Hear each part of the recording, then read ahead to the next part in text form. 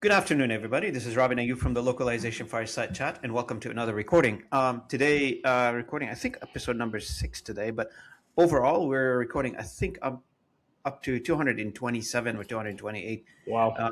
episodes, so don't quote me on this one. For the past few weeks, I've been a podcasting machine, to be honest with you. It's been going crazy, which I really appreciate the guests that comes along and share their stories with the channel, with the audience. And at the same time, I want to thank the audience for listening and the guest, especially my guest today, Bobby Casey. We'll get to know Bobby in a second here.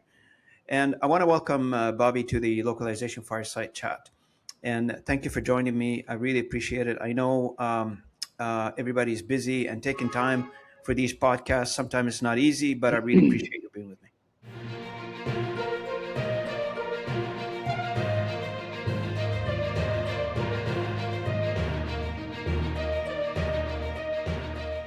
Well, thanks for having me today, Robin. I do appreciate the opportunity to get on here and have a chat with you, and also, you know, maybe share something interesting for your audience. Oh, absolutely. I'm sure. And I hear it quite often. Every guest that came along here and did share their stories, I hear immediately the comments back to me through, one-on-one or in public comments. People are saying that how much they got out of it. Not every story is going to be applicable to 100% of the people, but story will be applicable to some people. It Yeah. depends on the topic we're talking about. And By the so, way, I wanted to drop one thing real quick because I just noticed myself on the camera. sure. Um, Would you like I to have this. change the lighting? No, it's fine. I Oh, have this wristband on, which to okay. me looks a little funny. Like I don't know. I just went to the nightclub or something, but That's okay. um, I have to wear this thing. I'm in Puerto Vallarta for the past couple of weeks, and I'm Sure. in like a really high-end secure building, and you Okay. have to have a wristband to get in and out of this building.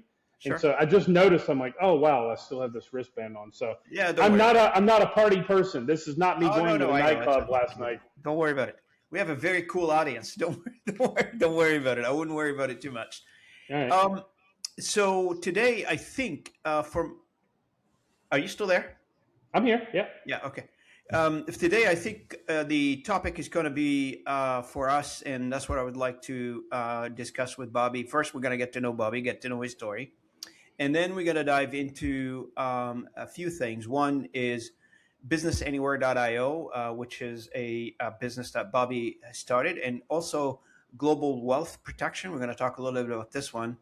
And I saw something, I'm not sure if related to you, but I don't know. I got into it, but I haven't had a chance to dig deeper into it, which draw my eyes to it. It's called Linktree Tax Jesus or something like this. I'm not sure if this is yep. related to you or not. It is. That's my link tree. That's my link tree profile. Yep. All right. And also Business Anywhere, which is very, very interesting as well. We're going to get to know all these items that Bobby has been working on.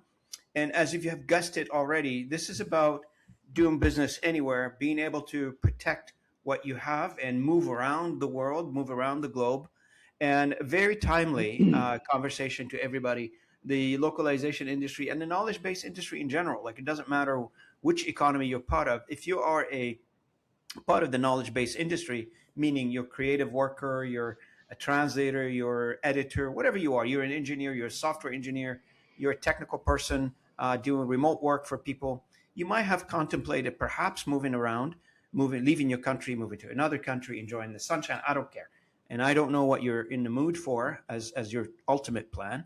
But this conversation is important, very important to somebody who is thinking about moving around from a business perspective or on an individual level to see how are you going to arrange all this stuff? How are you going to bring all the pieces together? Now, Bobby's an expert at this, has been doing this for a while, and I can't wait to get into the story. So let's get into it. Welcome again, Let's do Bobby. it. Appreciate it. Thanks for being with me. Thanks, Robin. One question that everybody gets on this channel, I guess, to get us going, the story question. What got you here? What's the origin story? Where are you from? How did you come up with this idea? What got you here? Sure. Yeah. So I grew up in a really entrepreneurial family. Um, my grandpa, well, actually, he had retired by the time I was born, but in his earlier years, had a chain of restaurants. My dad had a construction company. So I was kind of raised in that entrepreneurial environment. I never never had that, grow up and get good grades, go to a good college, get a good job, and retire in 40 years with a gold watch kind of mindset. Never had that. For me, it was always about what business am I going to run. Like even as a kid, teenage kid, I'm always like looking at things like, how can I do that? How can I do that better? How can I combine things and build a business out of this? Like, I've never actually had a real job. I've never like when I say a real job, I mean I had jobs as a kid, but like I never had a professional job. I've never done that. I've always had my own company, and so having my own companies, like even from my teens, um, I had a company that I started when I think I was 20 or 21 maybe, that did really well, and then in my late 20s, I went to somebody like me, basically, who does a similar type thing to what I do now. And I just at that time I had one business that was doing well. I owned another restaurant. I had like a bunch of real estate projects and stuff going. So I had a lot going on in my late 20s, and I went to somebody like me and said, "Hey, look, I need to protect my assets. I need to get this structure properly done to protect me and maybe minimize taxes and take advantage of some things like that." Anyway, through the process of working with him, I loved it. I loved the process working with him. I loved it. It was like solving a puzzle, and to me, it was fascinating. And he kind of became a mentor of mine for a while. I mean, actually, we still are in contact once in a while now. But I went to him and I said, "Look, I got a bunch of friends, like, because all my friends were entrepreneurs. I mean, then and now, I don't really have friends with jobs. Even the couple of friends I do have that have jobs, they work fully remotely, and they're like high-end executives that work fully remote, because like I'm the kind of guy that'll call you up and be like, "Hey, let's go ride motorcycles on Thursday." And so, like, people with normal jobs, they can't do that. Actually, the whole reason I'm here in Puerto Vallarta, that's actually this is a great example of this. The whole reason I'm here in Puerto Vallarta was 2 weeks ago. A buddy of mine was having some problems. He was having some issues and like kind of in a bad headspace. And I called him up and I said, "Hey, man, let's me and you get together and do a 2 week side quest." That's what I call it. Let's go do a 2 week side quest somewhere. Like literally like like yeah, right at 2 weeks ago. I said, let's go. I called him up. I said, "Let's go do a side quest somewhere. Let's travel." And he's like, "Where do you want to go?" And I'm like, "Listen, I tell you what, I'll give you a couple of options and you pick." And I said, "Okay, let's go to either Rio de Janeiro, Brazil, or Medellin, Colombia, or Puerto Vallarta in Mexico." And he goes, "All right, let's go to Puerto Vallarta." So literally in like a 2 or 3 day window, him and I booked an Airbnb for 2 weeks, bought plane tickets, and showed up in Puerto Vallarta with like a 2 day notice. So that's the whole reason I'm here, is hanging out with a buddy of mine that we just did this little side quest. And so I don't have friends that live normal lives. I have friends that can be like, "Sure, let's go to Mexico in 2 days, or let's go to Rio in 2 days." So that was the whole thing. And back then, all my friends kind of the same. They're all business owners. And I went to my quote mentor and I said, "Hey, I got some other friends that are business owners. Why don't I work with you? Because I really like this process and I want to learn it. How about you train me on this and I work with you and we can share some money here?" And he goes, "Perfect, let's do that." So for the next couple of years, that was my like quote side gig while I was running another company and a restaurant and real estate, because Yeah, that's how entrepreneurs are. We just need something to do, right? of course. Um, so that's kind of how it got started. Over the next few years, I basically sold my restaurant. I sold the real estate stuff. I sold that company. And that was around 2008 or nine. And I said, "Look, I need something like to do." And I kind of like doing my side gig, like my consulting. And that's what became Global Wealth Protection. At that time, that's what became Global Wealth Protection, which I formalized around 2008 or nine.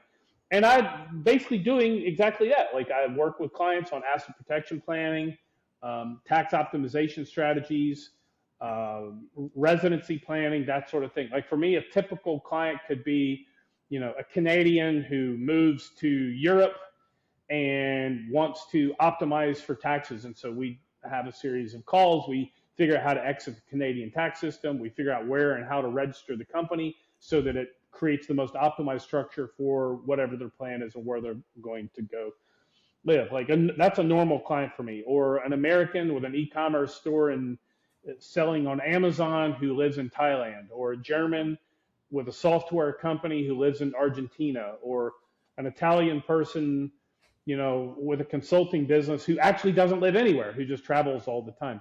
So that's normal for me. And then over the years, doing that with Global Wealth Protection, I was referring people out to other partners, like a trust company here, a virtual mailbox company here, company formation here, and so on.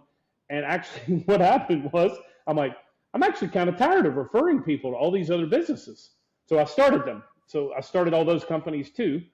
And Business Anywhere is one of those. And now that's my bigger company with most of my focus. I still do the Global Wealth Protection, but I don't do any marketing or anything. I get referrals, or I don't know, somebody hears me on a podcast and finds me online and says, hey, can you help me? But we don't do any marketing or anything like that. But we're pretty heavily involved in the Business Anywhere. And Business Anywhere is just kind of the evolution of that. We still do some one-on-one coaching for clients there who need like tax strategy and that sort of thing. Yeah. But predominantly we do the U.S. company formation, registered agent service. We do virtual mailbox, bank account opening, bookkeeping, tax filings, basically everything you need, all your compliance stuff for startups and stuff like that. And it's ironic, people don't really ask. It's one of those things you don't know the question to ask unless you know like the answer to it. You know what I mean? And so people say, well, why did you, if you deal with mostly like, because like in our consulting business, like mostly we deal with people, entrepreneurs or freelancers who live outside of their home country or have business outside of their home country. So we have clients all over. I mean, we got clients in probably 100 or more countries at this point.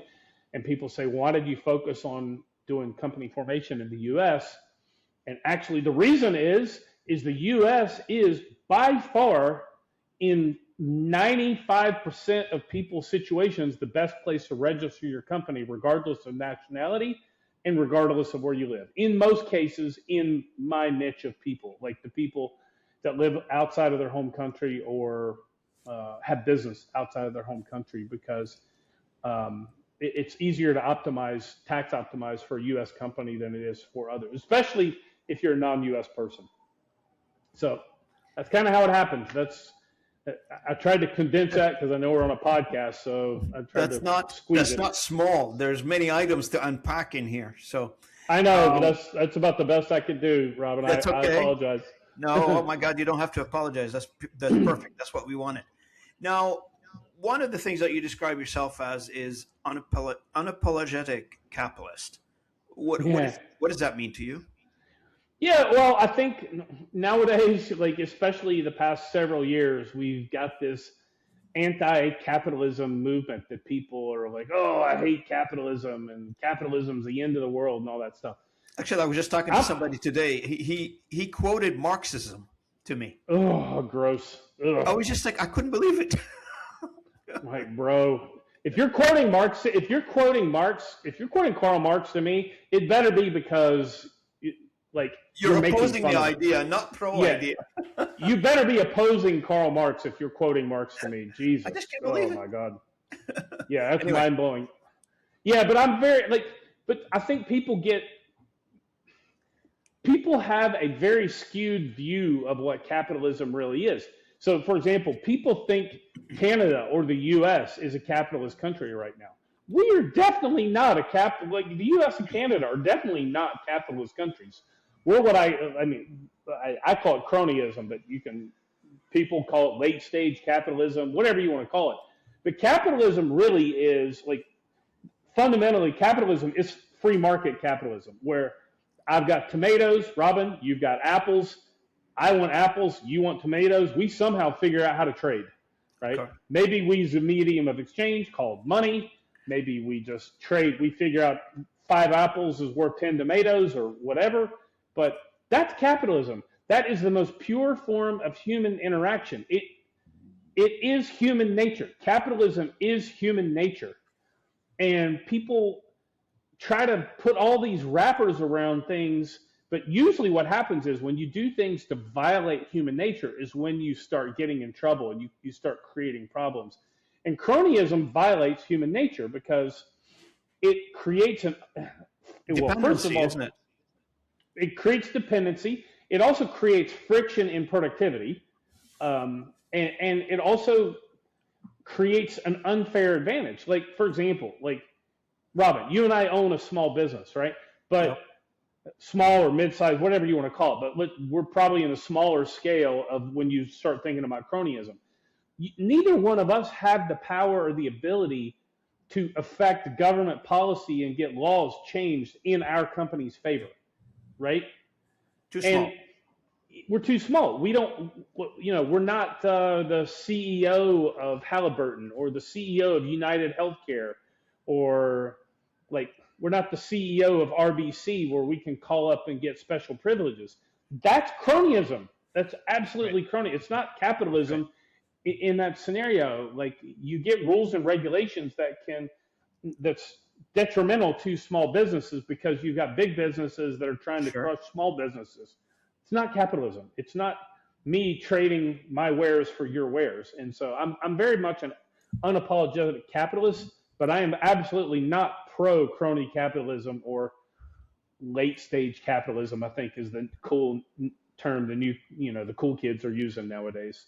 I want to ask you a So question on the community that you described, that mobile community, or the community that wanting to become mobile and move from one country to another. How big is this sure. community? A and B. You probably know Andrew Henderson, right, from Nomad Capital. Do you know him? What's the take there? Do you really want me to give you an Andrew Henderson conversation? I mean, this is a recorded podcast. Whatever you're comfortable with. I want to make sure that we're not. I don't want to put you in a place. I'm comfortable if you are. It doesn't matter to me. I'm comfortable going all in, but it's your Go ahead. podcast. Go So, all in then. yeah, Andrew Henderson's a scam artist. I mean, he's full on scam artist. I wouldn't I wouldn't trust him with anything. I know Andrew Henderson personally. He came and interviewed me years ago before he started Nomad Capitalist. He came and interviewed me because, I mean, presumably, like, I didn't know he was starting Nomad Capitalist. He actually flew to come meet me and ask me a bunch of questions and whatever. First of all, he's extremely weird in person. He's socially very awkward. He is extremely rude to me. There's like little things when you're with somebody and their behaviors and nuances, and you can kind of pick up on. Well, like one time we're at a restaurant and he yells at the waitress for not. We were in Europe. He yells at the waitress for not giving him a free cup of water. Well, in Europe, you don't really do. They sell bottled water. They don't do Straight. tap water. Yeah, that's And normal. he got really angry and yelled and basically made this girl cry, which I thought was exceptionally rude. I don't like the guy at all. His I know who his funding business partner is, who's one of the most unethical lawyers I've ever met in my life. I mean, he's a scam artist. He's a full-on scam artist. Like I've had to fix so many problems he's made. Like I had a client a few years ago who came to me. He paid her an ungodly amount of money to give her a strategy on what to do. She was Canadian, by the way, and he paid her a stupid like 25 grand or something to come up with a strategy. And it was nothing more than like a 10 or a 15 page written report. It included no implementation.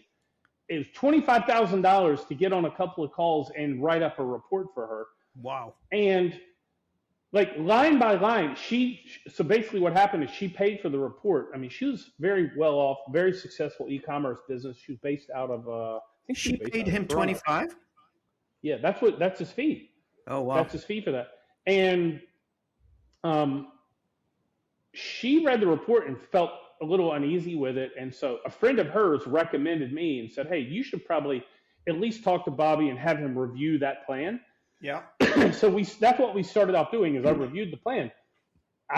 We literally on a Google Meet call, we did a multi-screen thing. Sure. I opened up the Canadian tax website, like the CRA website. There's a page for exiting Canada. Like it tells you the step-by-step things you need to do to exit Canada. It's not hard to find. Like it's literally No, it's there.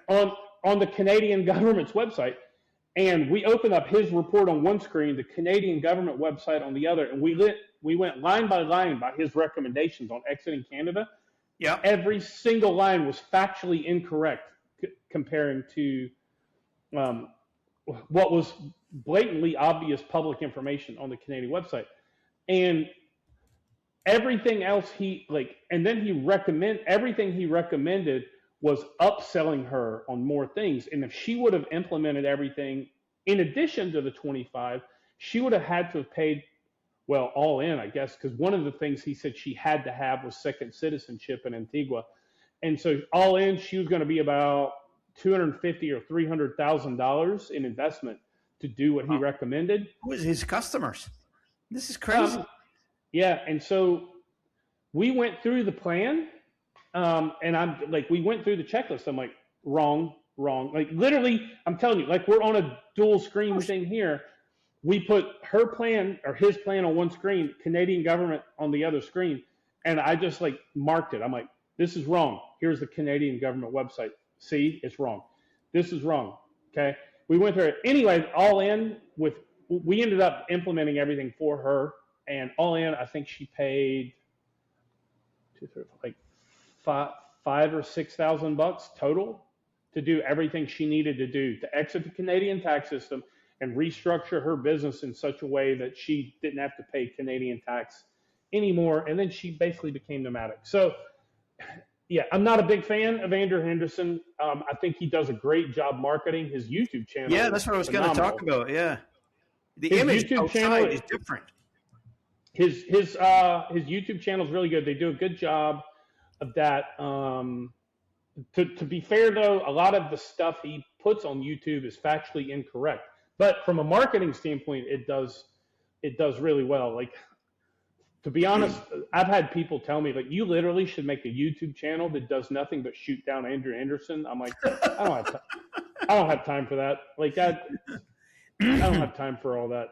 And to be honest, I don't even promote global web protection that much anyway. Like, my main business now is BusinessAnywhere. So I feel what I don't like about it though is the people that do what I do that work with this audience, we call them digital nomads, or, you know, it's kind of the coined phrase nowadays. But the people that work with digital nomads like that, there's only a handful of us out there doing it. And I know every one of them. I mean, I've been doing this for more than 20 years.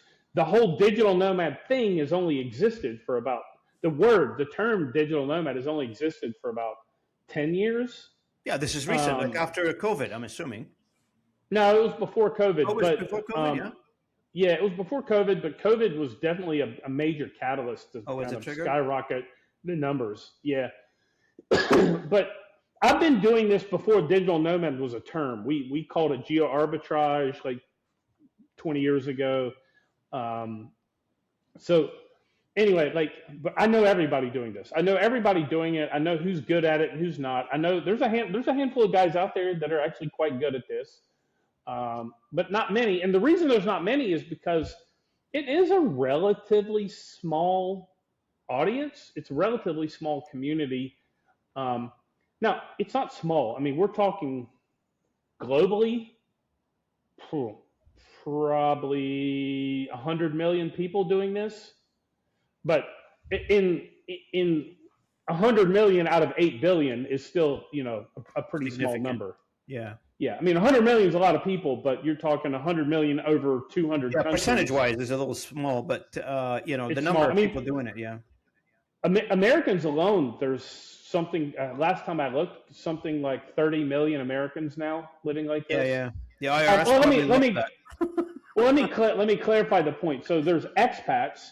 So expats are people who move from one country, move to another outside. You change your residency, basically, right? Yeah, but you just move from one, like you move from Canada and then you go to Greece, and now you live in Greece. So that's expats. Digital nomads are people who leave their home country and then they travel around. They might be 3 months in Greece. I see. So they don't have a fixed place. They just mobile. Well, like in my case, I have 3 fixed places. So I call myself a slow mad, right? So I move between my 3 home bases. And then I also travel. Like I don't have a home base here in Puerto Vallarta. I just came here for my side quest, so to speak, with my buddy for Sure. 2 weeks. But I my like Playa del Carmen is my Mexican home base. And so there's people like me that have one or two home bases and then they travel also.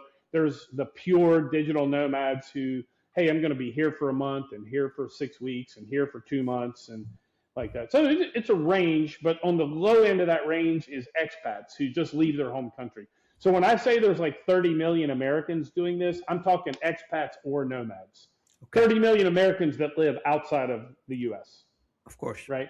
Yeah. But all in, there's close to 100 million people around the world living this. But the problem is, like, that does seem like a larger number. So you would think, okay, this is a big enough audience for people to want to do it. But fundamentally, the problem is almost everyone that starts living this life like this, Yeah. they leave their home country. Almost everyone says, I'm going to stay connected in my home country because they don't know any better. That's right. They're like, okay, I'm just going to keep my company in Canada. I'm going to keep my tax residency in Canada. Sure, I'm not going to live there. I'm going to go live in Costa Rica half the year, and I'm going to go live in, I don't know, Argentina for half the year or whatever. But they keep that base in Canada because they don't know any better. So the reason, even though there might be close to 100 million people doing this, there's a tiny fraction of those people who have started to think, maybe I can optimize for this because, you got to admit governments do a pretty decent job of brainwashing us into thinking that we need to remain connected to our home country. Like I had a German client. I have a German client who, this girl who she does really, really well. She's got a very successful business. It took us 6 one-hour calls for me to convince her she didn't need to continue to pay tax in Germany, even though she hadn't lived in Germany for like 10 years. It took me 6 one-hour calls, 6 hours of calls to convince her. And by convince, I mean, I'm literally on the government website showing her the things where this is how you exit the German tax system. And she just couldn't wrap her head around the idea that she didn't need to still pay tax in Germany, even though she hadn't lived there for 10 years. Yeah. No, in Canada, we call it the universal healthcare system. Basically, you need to pay taxes in Canada because if anything happened to you abroad, you got to come back and get medicated here or get treated here. Oh, God forbid. Yeah, there's no doctors anywhere else. It's only in Canada. Yeah, of course. There's no doctors anywhere else. And it's all bogus, in my opinion. I mean, don't get me going on the universal healthcare system in Canada. It's complete bogus. I mean, I can do 2-3 episodes on this thing, but in any case, back to I could talk healthcare all day. I could talk healthcare all day because isn't it part of your offer too? Like, I mean, you probably have to talk to people. Listen, you can get insurance, you can get stuff outside your country's good, but there are equal opportunities somewhere else for healthcare. I'll tell you something that I can't tell you how many times people have come to me and been like, "You are so irresponsible." But I haven't had health insurance in 18 years. Like, I've done the math. Right? If you need something, you go pay for it. Is that the alternative? I go pay for it. Yeah, I just pay for it, and people are like, "Oh my God, what if you get cancer, or what if you do X, Y, or Z?" Sure, if you get cancer, sure. Then you know exactly what happens if you have like a major medical event without insurance? You negotiate a direct price and you make payments to the hospital. That's literally how it works. That's how it works.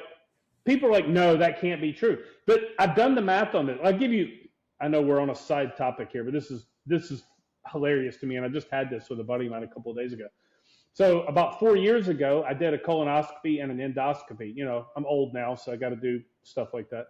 And I went to the doctor in the U.S. I just happened to be traveling through the U.S. and this happened. So I went to the doctor, and they gave me, they said, I went to you go to the doctor first, and they're like, okay, yes, you need this. Let's schedule it for 2 months or 3 months later. So it worked out. I was there for the initial, and then I was going to be there like 3 months later for the time to have the procedure. And when I went there, the first visit, and they said, okay, like, who's your health insurance carrier? And I'm like, I don't have health insurance. First of all, they look at me like I'm an alien because they think, how can it be possible a human doesn't have health insurance? But I said, I don't have health insurance. They said, okay, how are you going to pay for it? I said, I'll just pay for it.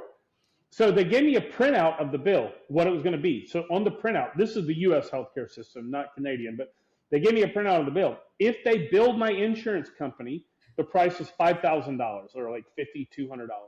If I paid myself directly, the bill was $2,000. Okay. And they put that in black and white to you? Yeah, I have the printout. It's on the. I'm sorry, but talk about scam artists. It's on the bill.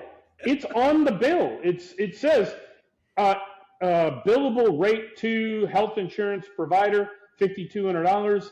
Billable rate to individual like $2,000 or roughly 5 and 2.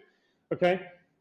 Now, if I were in the U.S., I would have to have health insurance at least for that 4-month window of the initial visit and the completion of the procedure. Okay, minimum. I'd have to go get health insurance for that. So right now in the U.S., at my age, I'd probably pay about $1,000 a month for health insurance. Okay, so $1,000, $1,000, $1,000, $1,000, $4,000 in premiums I would have paid, and then I would have had a 20% deductible. But the 20% deductible is on the insurance bill rate. So 20% of $5,000 is $1,000. So $4,000 in premium plus $1,000 deductible. Ta-da! It's $5,000. So I would have had to have paid $5,000.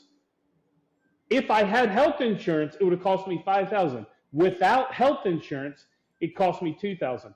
Now, get this. In the U.S., this is mind-blowing. It's in the Healthcare Act. People just can't comprehend this.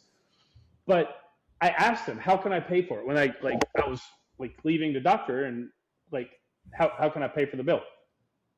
And she said, well, you can pay for it all at once, or you can pay a little bit now and you pay us later, or you can just pay nothing and make payments. And I'm like, well, how much do I have to make if I make payments? Is there a minimum payment? And she goes, no, as long as you're paying something every month, then everything's fine. You just have to pay us every month and everything's fine. So I asked her, I said, so I'm not saying I'm going to do this, but you mean if I paid you $1 a month for 2,000 months, that would be fine? And she goes, well, I'm not supposed to tell you this, but yes, that is correct. So I looked this up in the Healthcare Act. It's correct. They can't make you pay more than you can afford. And if you agree to pay a certain amount, they have to accept whatever amount you want to make or whatever you want to pay. So people are like, but what happens if you get cancer? Well, I'll just go to the doctor and pay the hospital bill some lower negotiated monthly fee. That's right. And that rate is cheaper than I would pay if I paid health insurance. Wow. How many people don't know this information, which is scary? Nobody knows that. Nobody knows that. Yeah. Yeah. I've had doctors argue with me with that, and I've sent them the links to the pages in the Healthcare Act, and they're like, holy shit, I did not know that. I've got a really good friend of mine who's a doctor for Johns Hopkins, and him and I talked about it. He thinks by the way, he's a doctor with Johns Hopkins. Now, he's a contract doctor. He's not like an employee, like a W-2 employee.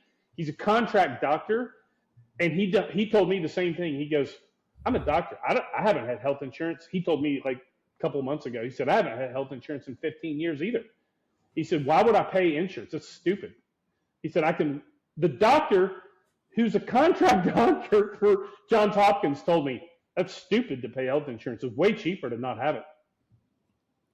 So if you don't mind, I love this because it's very educational for me and for the community out there who are contemplating or currently in a position where they're working in the U.S. or working outside of the jurisdiction where you have currently healthcare, and healthcare is a big topic for everybody.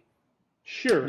Okay. Let me say this too. If you're listening to this right now and you think, okay, Bobby's insane, that's crazy, I would never have health insurance.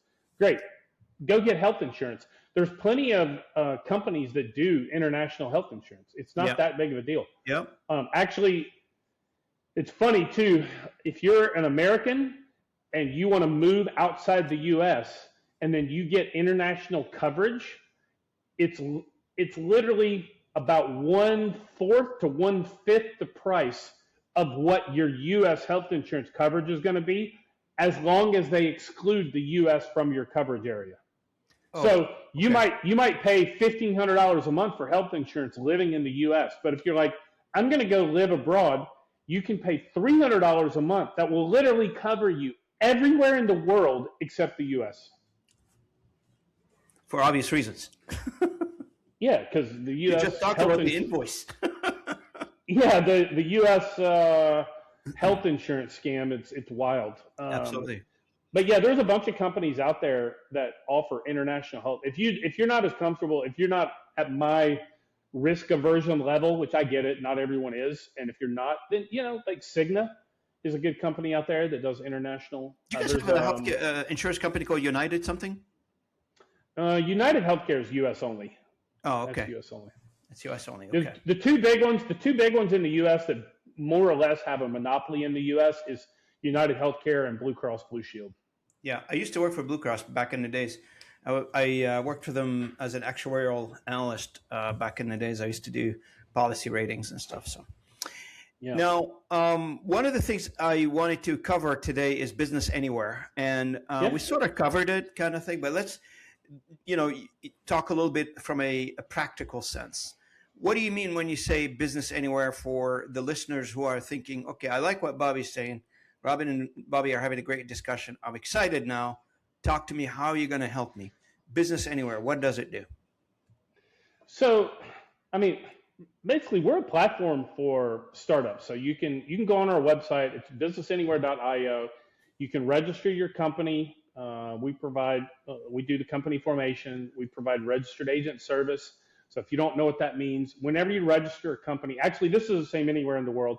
Even if you register a company in Canada and you're in, let's say, Ontario, you have to have a registered address in Ontario to register your company in Ontario. Yeah, that's It's the what I same had in to the go U.S. through in November, by the way. I had to register a company in November. I had to go through that. Yep. So it's the same in the U.S., but in the U.S., there's like you register at the state level. So there's 50 states plus a couple of the territories. And so you register at the state or the territory level. You have to have a registered address. So we provide the registered agent service at that address. We also we provide a mailing service. It's a virtual mailbox service. So we receive your mail, we scan it, upload it into your dashboard so you can read your mail online. So if you're like a traveling person and you're living in different places or moving around, like a virtual mailbox is kind of a must-have for people. Is this what you call the digital nomad kit? It's part of our digital nomad kit. I mean, we offer everything as an a la carte service, but digital nomad kit includes that thing also, the virtual mailbox. Yeah. And did I hear correctly that you compete with companies such as LegalZoom, Zen Business, Stripe, Atlas, etc.? Is that Yep. the category that you're competing with, or no? Yeah. Our competitors would be like LegalZoom or Zen Business. Yeah, something like that. And Stripe Atlas is a little bit different because Stripe Atlas is very limited in what they do. They really only do Delaware companies, and it's like they don't do it all over the U.S. and it's very narrow of what they do. I mean, if you're looking for a Delaware company, I mean, we would be in competition with Stripe Atlas, but they're pretty narrow on that. I mean, that's such a tiny piece of their business. Like the Stripe processing is obviously the big. That and data is the big piece of their business. Bobby, do you have anybody helping you, or you have a team? Are you working by yourself? How does that work? Oh, yeah, no, we have a team. I'm just imagining. I mean, you've got so many sprouting businesses somewhere, and they're all have different functions. So, yeah, no, I have a team for every company. Each company has their own team. And are they all like digital nomad, or they have a fixed location? All of our employees. Well, my company in the Caribbean, we do have a quote office, so to speak. I mean, we do. We actually have an office there that we have to pay for. But we have one of our company directors that lives on the island in Anguilla. But to be honest, I don't think he goes to the office. I really don't know. I personally haven't been to that office in probably 10 years. Yeah. That's the only quote fixed office we have. Everyone else works from home.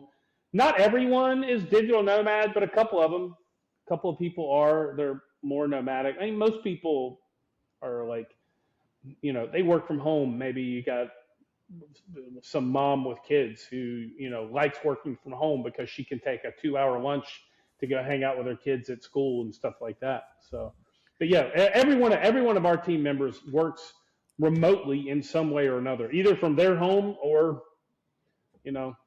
somewhere. sitting here. I'm looking out on the bay of Puerto Vallarta. Like I'm on a high Oh, I rise love that building bay. looking out over the bay. I love Yeah, that bay. you'd love this building. This is the best building in town. Are you by the This view water? is Is that where you're incredible. staying? You staying by the water? Oh yeah, oh yeah. I'm like right.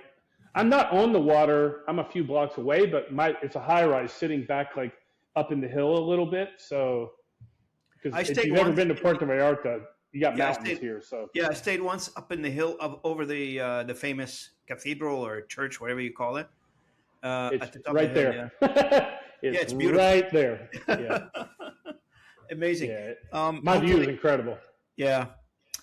So you operate in multi dimension or multi countries. Your customers are speaking different languages, and our audience are in the language business. Obviously, the conversation it leads to the conversation of languages. Have you solved the language issue, and how? Um, well, in my, I mean, well, for example, our website is multilingual. We have um, several languages. Our website can be viewed in several languages. But what I found is Business Anywhere is a U.S. focused company. We do U.S. company formation, U.S. virtual mailbox. We have like technology partners like some digital banks and stuff like that. You can open your bank account through our platform. You can set up bookkeeping. So because it's U.S. based, it's pretty much only international people that are doing international business. So everyone speaks English. So we really haven't had too much problem with that. We do have occasionally someone from Latin America who wants a U.S. company, and so they want to speak to somebody in Spanish. So we do have a couple of team members who speak Spanish if that's necessary. I mean, to be honest, like in different roles, because we have people in all different countries. Like I have team members in probably 1, 2, 3, 4, 5, 6, 7, 8. I think 8 or 9 different countries we have team members. So I mean, theoretically, if someone really wanted to talk to somebody in Russian or Ukrainian You put them in or touch with one of your staff. Swahili or Portuguese or whatever, like I Sure. mean, we have a team member that speaks it, but we don't really need it. Like it's like even we have a chat function on our website. It's on the front end of our website, but it's also in the order processing Yep. through the website. And if you talk to it in Swahili, it'll automatically answer you in Swahili. Even if it's a live team member answering you, because you asked in Swahili, it'll automatically translate to you back in Swahili, for example. So it's and then we have like onboarding videos, like they're all AI. We use AI for everything for the onboarding videos, and it'll automatically, like, you can choose the language and it'll automatically translate our onboarding video to whichever language you want. It's funny because we have our quote AI agent that is doing the videos, and you can flip a switch and she'll talk to you in English, and you flip the switch and she switches to Ukrainian. Like, it's pretty cool. Amazing, huh? Yeah, The way technology is technology wild. the way technology is moving. Do you use AI in your business, Bobby? Is there a use for AI in your business? Every step of everything we do uses AI in our business. And did you do that gradually, or you just decided one day I'm going to do this, create efficiency or create new opportunity using AI? We started implementing AI tools in our business within the first 30 days of ChatGPT launching. Yeah. What's So the impact? What's the impact? so I would say gradually, yes, we gradually implemented AI tools, Like but everybody we else. gradually implemented things as things improved, and we're like, oh, actually now AI is good enough to do X. Okay, let's do X now with AI. The impact from a marketing perspective, I mean, it's a game changer from a marketing perspective. Like we use AI in literally every single step of our marketing strategy. And Yeah. I mean, if I didn't use AI at all, I would be left behind. I think I would be left behind competitively, or I would have a much lower profit margin because I would have to hire 10 people to do what One one job. person and AI can do. Yeah. But not only, I mean, we don't use it only for marketing. We use it we use it for coding. So like 2 years ago, if we launched a new product on our site, it might take a month to roll it out. Now it takes like 3 days. So we use, like our dev team uses Claude Code to do everything. Yeah. Writing code No, is easier now. yeah, they use Claude Code, but we still have human touch.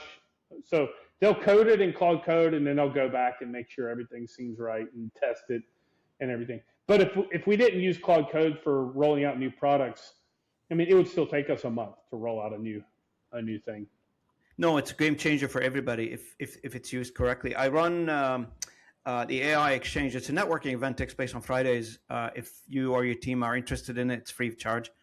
People can come in and participate in the conversation. It's a global team from around the globe. I think we have like about 75 now. We normally get on a Okay. weekly basis, get like 20 people, 25 people joining. And they're all Mm-hmm. entrepreneurs, or they are from various countries: Argentina, the UK. I've got people from various places. And we had a conversation today. We were talking about the use of AI in a sort of like the moonshot version, meaning that instead of incrementally including AI and dipping your toe into it, oh, I got to get it to manage my emails, I got to get it to do my whatever, small steps. What about if you 10x that and move to the larger, if you want to make a jump that's 2 feet long, why don't you make a mile jump down the road and see what it does to your business? And I think most people Mm. have started deploying AI in an incremental fashion, but very few they did that leap forward or leapfrog forward everybody kind of thing. So that's what the conversation was Yeah. about today. So now I mean, let's I get would definitely have a bigger team. I would definitely have a bigger team without AI. Oh, That's 100%. that's I for mean, sure. it's the game changer in terms of efficiency for sure. I mean, look at me. I mean, I'm running a small consulting firm, small company with podcasts, with customers, etc. I don't have anybody helping me. It's me. And I Yeah. trust me, it is. If it wasn't for that, I probably need an army of people. Yeah, Now let's talk. everyone on my team, even my customer service people. So, like one really cool. I know we're still on the AI topic, and I know you want to jump, but I'll just make one point. Like internally within our team, like even customer service and like people that are doing the company registration and like the mail management with the virtual mailbox and all that stuff. So we have an internal AI tool that we use that basically takes our knowledge base of everything we already do. So what we've done is several things, but one thing, we make a Loom video whenever we have a training process we need to teach somebody about.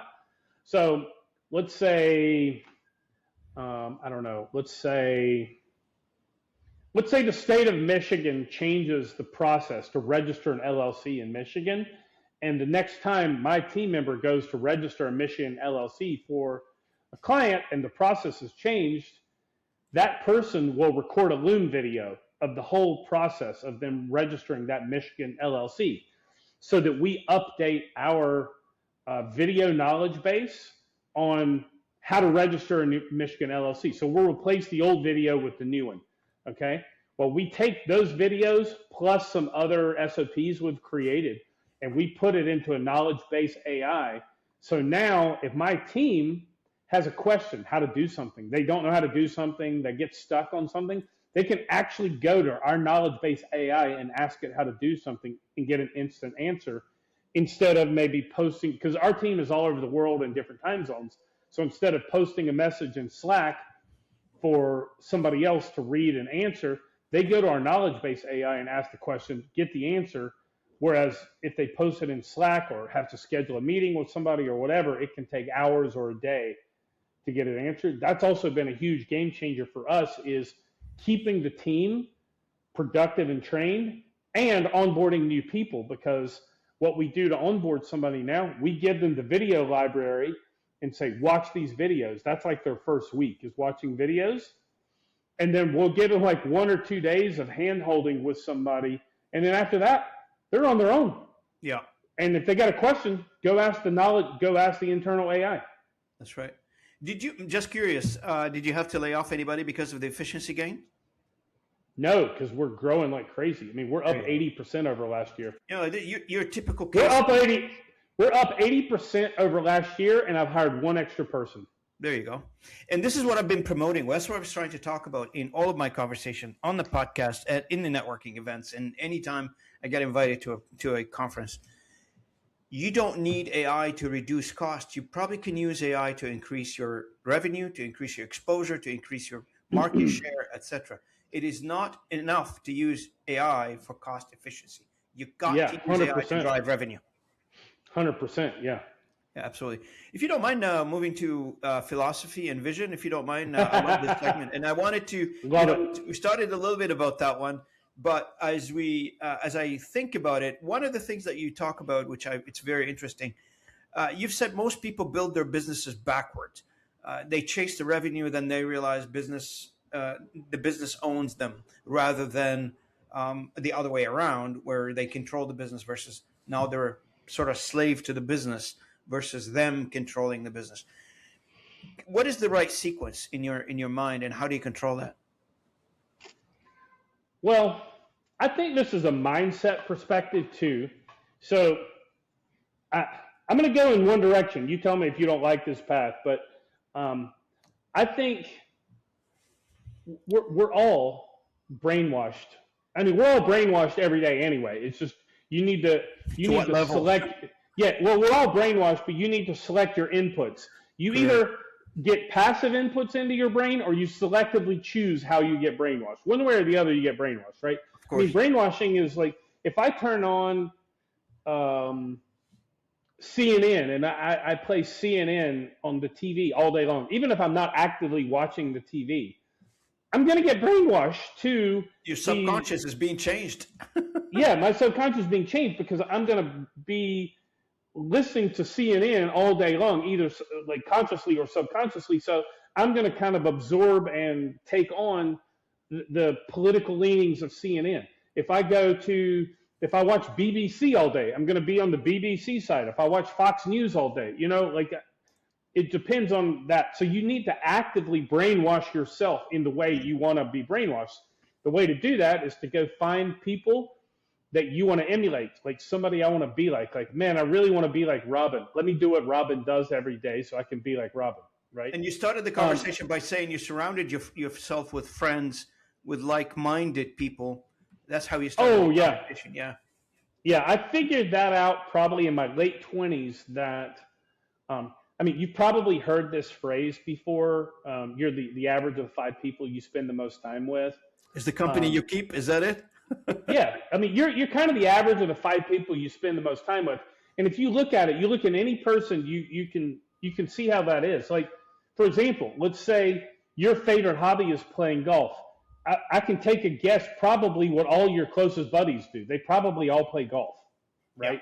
Yeah. I can take a guess that based on how much money you make or your net worth or where you live, who you spend time with. Because if you're like what's called a wage slave, like if you got a regular job and you're a wage slave, corporate guy, you're going to have a completely different mindset than somebody that owns a business. And if you're a wage slave and all your friends own their own business, you're eventually going to own your own business. Like at some point, you can't help it.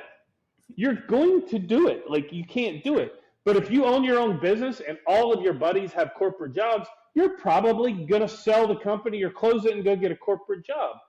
If you go hunting every weekend and like all your buddies go hunting, you're going to go hunting. It's like, it's just the way it is. Like you're going to be the average of the 5 people. So if you want to increase your station in life, like you want to make more money, you want to have a different lifestyle, you want to travel the world, you want to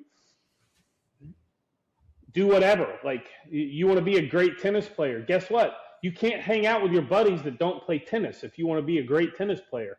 you're going to go have to hang out with people who are great tennis players, you know? Or at If least you you want want to to try travel it, the world, right? right. If you want to travel the world, you can't hang out with people who have never made it past 4 hours from their home. You can't do it because the mindset, you can't overcome that mindset. You just can't. So Yeah. you have to pull yourself out and go hang out with the right people. And so to that perspective with business, I look at it like this. If you want to build $1 billion company, the business is going to own you, period. Okay. If that's your goal, if you want to be the next Bill Gates or Elon Musk or Jeff Bezos or any of these $1 billion guys, the business is going to own you, period, full stop.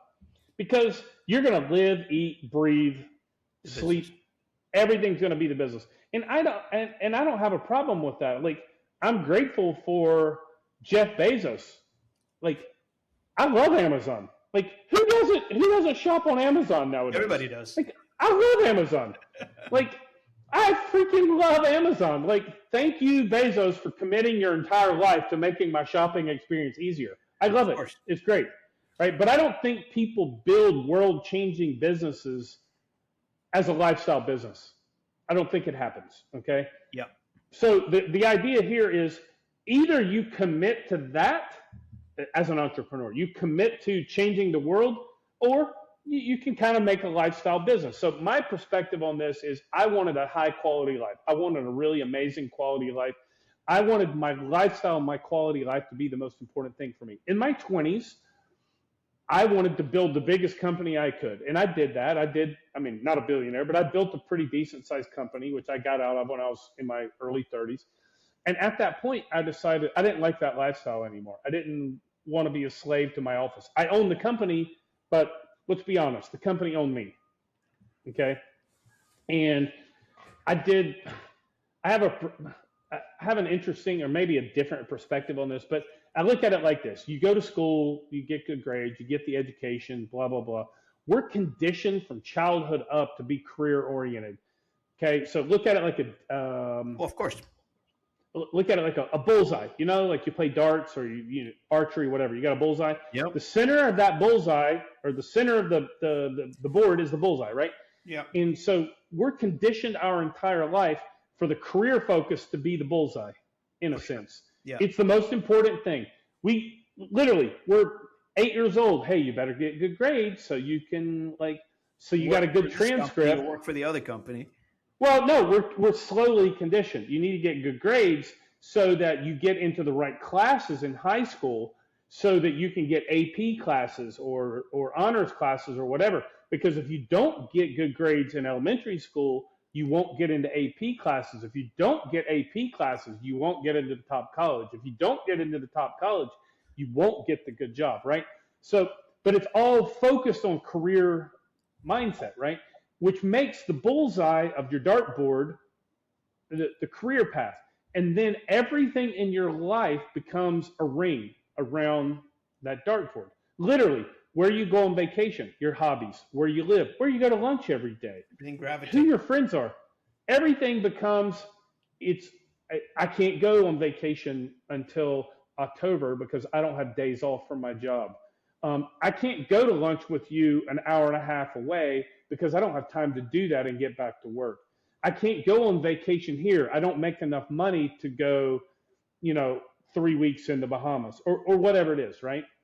So when I was around 32 or 3 or whatever, I came to the conclusion that I didn't want to be career focused anymore. I wanted to have an amazing lifestyle. I wanted my lifestyle to be the bullseye, and I wanted my business, my work, to be a ring.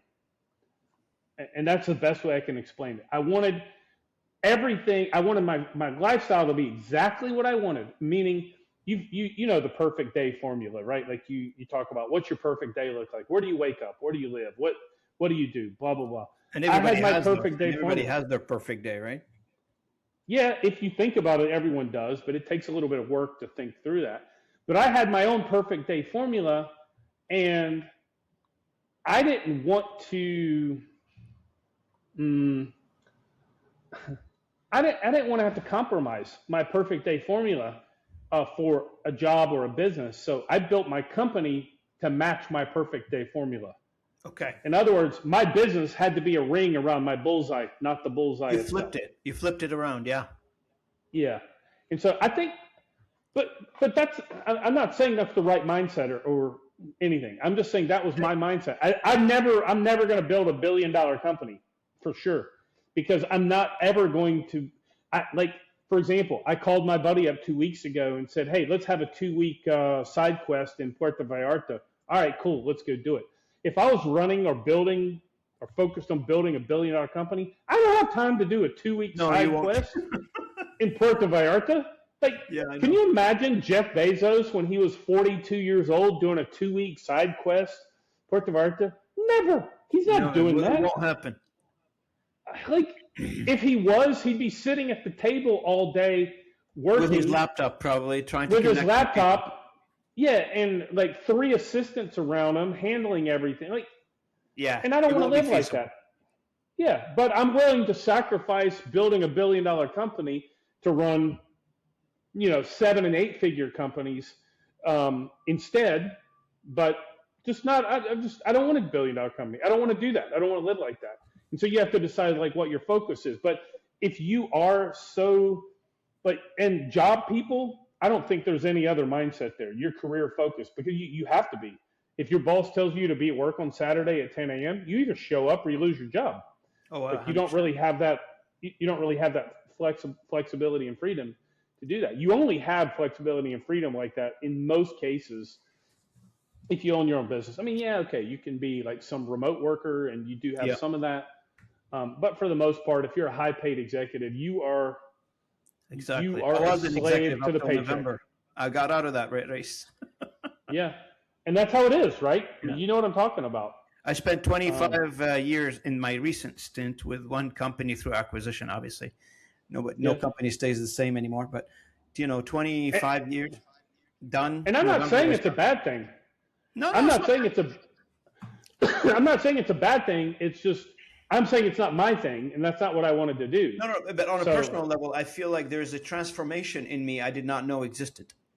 When I was at a corporate level, you're right. I could not go on vacation. I could not go on lunches unless I program it like ahead of time, notify people, put out of my office reply, do a bunch of things. Now, I don't care. If I want to go on vacation, I go on vacation. You go.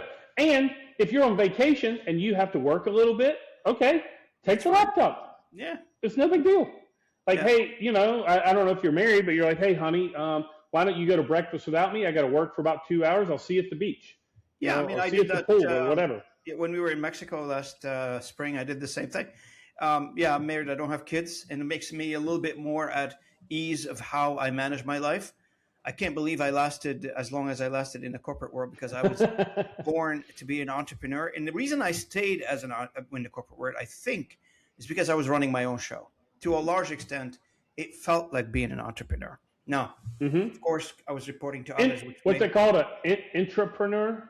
Yeah, intrapreneur. Is that what they call intrapreneur? Yeah. Yeah, that's right. Now, if you don't mind, my last closing question. In the world that you work with, that the customers that you serve were, if we were talking about borderless business, let's call it this way. Sure. Where do you think this is going to be in the next 5 years? Where do you think people are building toward? What's their hopes and aspiration there? From your vision, where do you see this is going? I mean, honestly, I think you're going to see big companies laying off executives and like high-paid VP level people left and right, and outsourcing to the same people but as freelancers. I think that's going to be a big trend. It already is a trend. Yeah. The whole quote digital nomad thing, it kind of started in 2003. So 2003 was the year you had a couple of Estonian guys create Skype. Yep. And so pre-Skype, if you traveled, maybe you did. I did a couple of times. If you traveled, you come back home with like a $5,000 cell phone bill because, you travel and it's like $9 a minute or something stupid for making calls. That's not really practical if you own your own business to come home with a $5,000 cell phone bill after a couple of weeks, right? You're running a small business. Like, you can't have a line item on your P&L for your cell phone bill being $5,000 every single month. And so Skype came out and made global communication, it just flipped the script on global communication. Now, all of a sudden, hey, we both have Skype. Cool. I can call you. You can call me. If we both have internet, we can do a video call, audio call, whatever, at zero cost or like really cheap. And it flipped the script. And then in 2007, you had, what's it called? The 4-Hour Work Week was published. Yeah. What's his name? Tim Ferriss. Tim Ferriss published the 4-Hour Work Week. I think it was 2007. And that became kind of the Bible for digital nomads, because it was kind of like a handbook on how to live a global life, either as an entrepreneur or as a corporate guy. Like I had a friend of mine years ago who was an engineer, industrial engineer, and he read, this is a long time ago, probably 2010. He's a corporate guy, industrial engineer. He read the book and he's like, I got to live like this. Like I can't stand going to the office every day, but I like being an engineer. He likes working for the company he was with. And he went to his boss after he read the book. He went to his boss and said, hey, I want to work remotely. This is like 2010, by the way. This is way yeah, 16 years ago almost. Wow. Yeah, and he said, I want to work remotely. And his boss said, are you crazy? Like, you can't do that. We're an engineering firm. You got to be in the office every day. And he's like, listen, let's do a test. Let me work 2 days a week from home, and I'll come in 3 days a week. And if I'm not at least as productive, if not more productive than I was being in the office 2 days a week, I'll give it up and come back 5 days a week. If I am at least as productive or more productive, I want to expand that where I can eventually get to working remotely full time. And his boss said, okay, that's fair. That's a fair trade. Let's do it. Well, I mean, you know the story. Basically, he was way more productive working from home. Like he got way more done. He's not going to all these BS meetings that mean nothing. Water cooler conversations and all that stuff. Water cooler conversations. You don't need all that stuff. And he got way more done, worked less hours. And his boss is like, wow, this is impressive. Like he's knocking out these projects that were taking a month. He was getting them done in 2 weeks. So he transitioned to being fully remote. He was living in Arizona, Scottsdale at the time. Yeah. But he had a family home in somewhere in the mountains. I want Colorado or Utah. I don't remember now. And then he also had a family home in Greece. So ironically, you like Greece. So he had a family home in Greece, like his parents or grandparents, something were from Greece. And so he started like doing the nomad thing, like kind of like what I do. He'd go to the mountains and ski in the wintertime. He'd go to Greece in the summertime, and then he'd go back to Arizona a little bit. And eventually he just went to his boss and said, listen, why don't you just fire me and contract with me the engineering work? Just hire me as a contractor. You don't even have to have me on payroll anymore, and it'll save you all this employment costs. Let's negotiate a rate, and you just pay me by job. And so he eventually convinced his company to do that. Probably he made more money. So what he ended up doing, I think this is incredible. So what he ended up doing, yes, he did make more money because he negotiated a higher rate because it cut their employment costs and benefits and stuff. So he actually made more money. But what he ended up doing is he hired some Indian engineers. And so I don't know what the billing rate is for engineering, but let's say $200 an hour. And he was hiring these Indian engineers for, let's say, $40 an hour or something like that. And he basically became an engineering project manager where he would hand off the work to a couple of Indian engineers. They did all the work, and he just, make sure everything was correct. And then he went out and found 2 or 3 other engineering companies to do that, and he built an engineering firm out of it. Oh, wow. And it was, and he does that. Yeah. So, and this is way back in 2010. So you asked me what the trend is. So you had the Skype, which kind of opened the door for small business owners and freelancers to actually be able to do it. Then you had Tim Ferriss wrote the handbook on how to do it. And now we had COVID, which basically told the whole world, hey, you can't come to work anyway. So now we had all these tools that just, especially since 2020, have all these technology tools exploded. Now there's literally no reason. I mean, of course, if you wait tables or if you lay brick or if you dig ditches or Physical mow work. yards, obviously you got to show up and do work. But if you're in the knowledge-based work, there's not a reason to go to an office. The only reason you had to go to an office is if your company demands it. Yeah. But And I there's would know another why would company they out do that. there. Yeah, but there's another company out there that'll be like, hey, over here, we'll hire you, and you don't have to go to the Remotely, office. fine, yeah. Like, it's a win-win. Sure. It's a win-win. The company's like, we don't have to have an office. We just cut $10,000 a month out of our bills. Real estate costs in cities are expensive. Yeah. So if you look right now, you can track this trend with the commercial real estate vacancy rates. Commercial real estate vacancy has skyrocketed since 2020. Let's convert them all to condos. There's a problem. There's a big problem with that too. That is kind of the general idea, and that's what's gradually happening. But there's a big problem with that. There's some complications to do that, like especially with zoning stuff and the cost to convert. But no, it is happening. Like it's even happening. Well, like back to Bezos, this is also happening with shopping malls because like shopping malls are dying left and right now. So I've seen shopping malls now. I've seen one that was really cool, like such a freaking cool concept, an indoor shopping mall, and they converted the whole thing into like a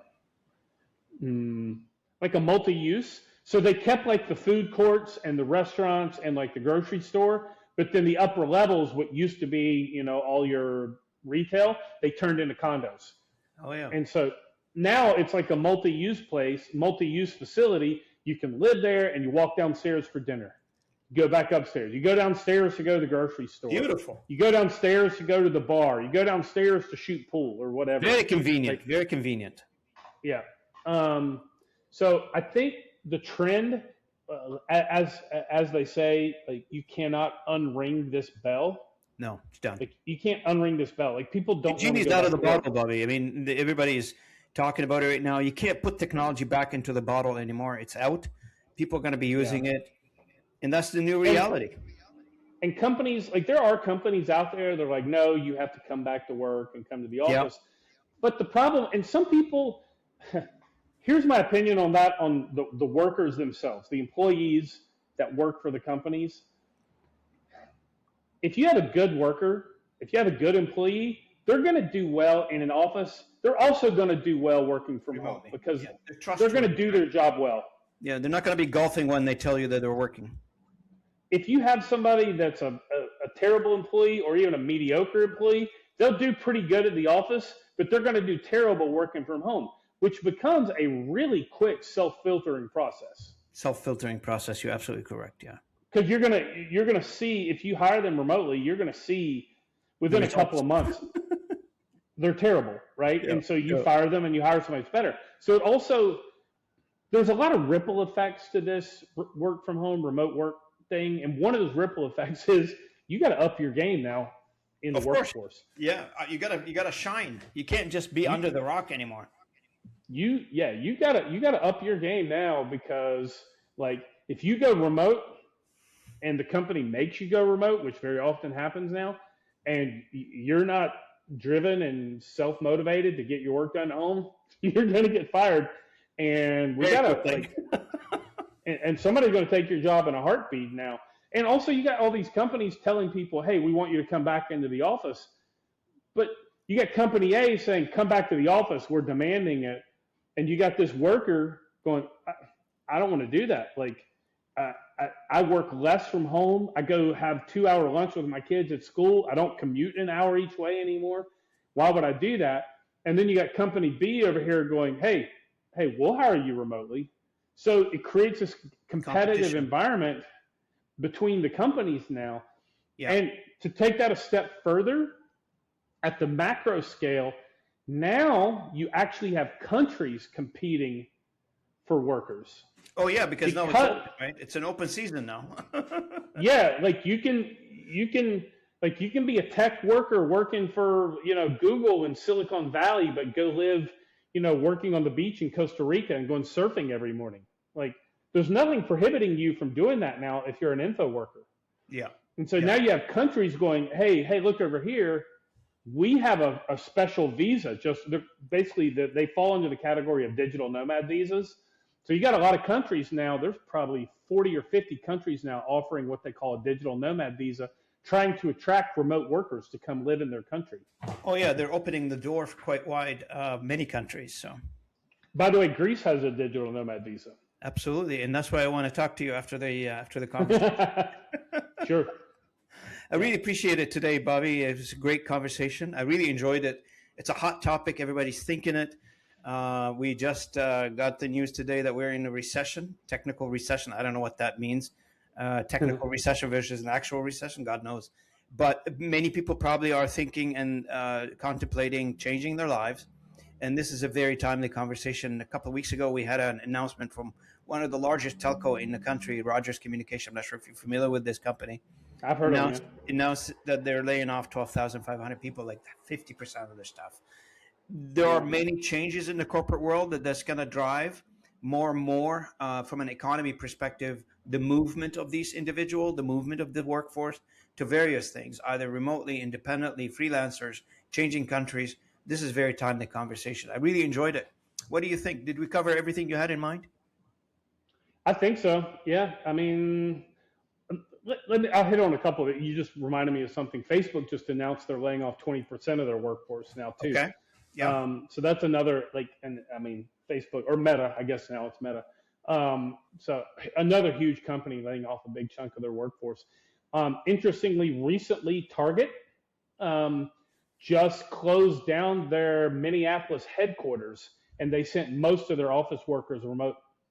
Like Target has been like an anchor building in the middle of downtown Minneapolis for decades, since 1960 something or other, whenever Target was created or formed, or whenever they had their headquarters, probably in the 70s or 80s they had their headquarters. But for decades, they've had this massive high-rise building in downtown Minneapolis, and now it's closed. It's not even Target anymore. I mean, obviously the building still stands, but it's another one of these buildings that's gone vacant, like commercial office space vacancies. And the trend is clear. The trend is clear. And the one thing I want to point out, because I look at it like this, I try to pre-answer people's questions, because a lot of people might hear this and think, oh, that sounds cool. Like, that sounds like a cool lifestyle, but I can't really do that. Like, I mean, I got kids in school, and, I got stuff here. Yeah, like other people in other countries don't have kids. Is that the idea?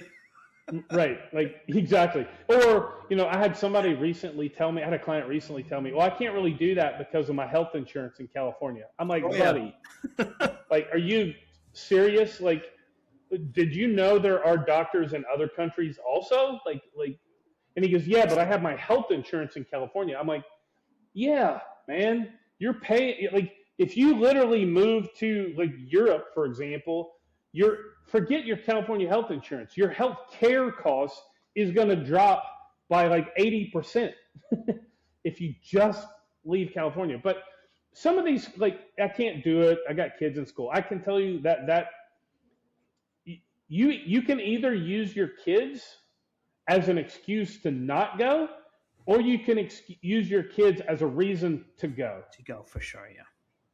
Like, if you have kids, like, think of the opportunities and the experience these kids get when they get to live in multiple countries. Oh, kids are a big excuse for people here in Canada. I'm hearing now, kids are a big excuse for people to leave. Maybe some parents don't agree with the educational system and the direction of the educational system in some countries. And they're saying, I don't want my kids to go through this. I'm going to take them to a better country. Yep. And like, I've lived in multiple countries with my kids, and now my kids all my kids have lived in, like. How many kids you have, Bobby? I have 3. They're all grown now, but I have. Where do they live, in the U.S. or do they travel? So my daughter lives in London.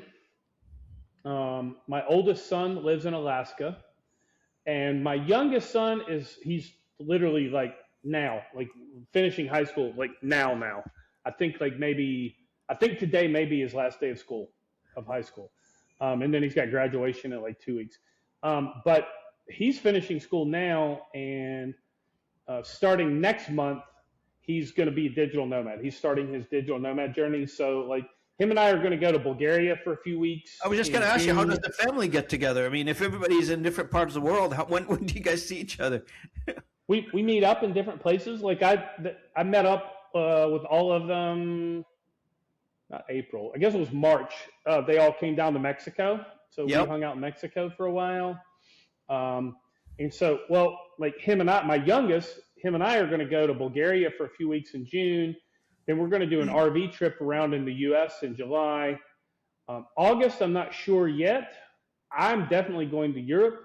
He may or may not come with me, depending on what he wants to do. I think him and I are going to go meet his sister in New Zealand and Australia in September.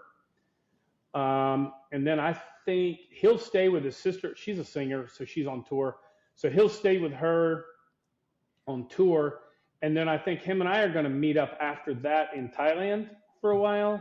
Beautiful. Oh, this summer I'm also going to go visit my older son in Alaska. I'll go visit him for a while. Oh, beautiful But, time I mean, in this the is summer to go to Alaska, right? Weather's better. yeah. I visited him in the wintertime too, and it's not pleasant. He's in Fairbanks, which is way up there. But yeah, my kids have all lived in multiple countries. They all have 2 passports. They all have quite an experience of international life. And you'd have to ask them directly, but I know my daughter has told me before, like, Dad, I really appreciate you doing this for us because it gave me a different view on life. She said, I wouldn't even have the career I have if I didn't have this experience and confidence to live in different countries. My youngest is turning 18. Like, in his mind, it's not even a thought. He's like, yeah, I'm going to travel the world when I graduate high school, obviously. Like, in his mind, it's not even like, oh God, what am I going to do? Like, it's a family thing now, right? Travel the world. Yeah. Yeah. Like, he doesn't even think twice about it. Like, I could literally tell him, like, anything. Hey, let's go to Vietnam in August. Okay. Yeah. He doesn't care. Like, it's just not even, like, it doesn't even trigger a negative response or he doesn't push back on it. But my point was, a lot of people will push back on it because they make excuses for things. And I'm not, like, one of my best friends in North Carolina, like, he doesn't travel at all. Like, for him, like, a 3-hour drive to the beach is his biggest travel. And if that's your life, that's great. You don't want to travel? Don't.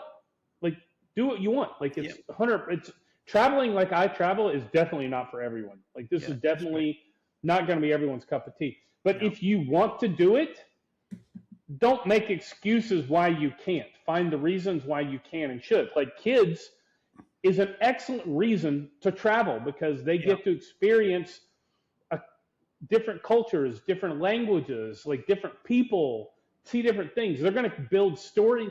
Like, my kids will have stories they tell their grandkids about when we were in Finland over Christmas. Such a life education, right? Such a life education. Yeah. So don't make excuses for going. If you actually want to do it, don't make excuses. Find reasons. Yeah. No, I'm dead set on leaving. So more conversation to come.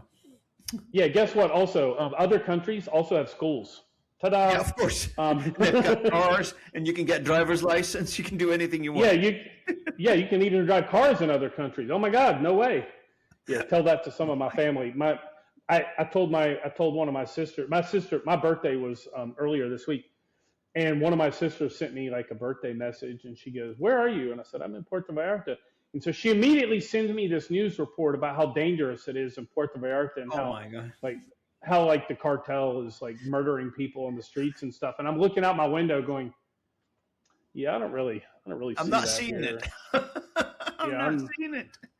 I mean, sure, people get murdered everywhere, I guess, but like, I have been places that felt dangerous. I have definitely been places where I'm like, I'm not going back here again. Like, this felt uncomfortable. Mexico is not one, at least the places I go in Mexico, it's not one of those places. But they do get a bad rap in the media. That's for sure. Yeah. Well, I want to thank you so much for this conversation. I really enjoyed it. Yeah. Thanks for having me on, Robin. It's been great. I really enjoyed it. Thank you so much. For the audience, thank you so much for joining us on this conversation. If you're watching us on YouTube, thanks for coming in on our channel and checking us out. I really appreciate that. And also, thank you for joining us on the podcast channel, which is all the podcast streaming platforms that you can think of. We're available. And I appreciate it for making us the world top 5 authentic conversation podcast out there. So, not me saying that, that's your PR firm saying that. So, thank you so much for doing this. I really appreciate it. And I will see everybody at the next episode. From all of us, from the audience, and from me personally, I want to thank Bob Casey for joining me today, for putting the effort and being a guest on this channel. And I will see you guys at the next episode. Thank you, Bobby. Thank you.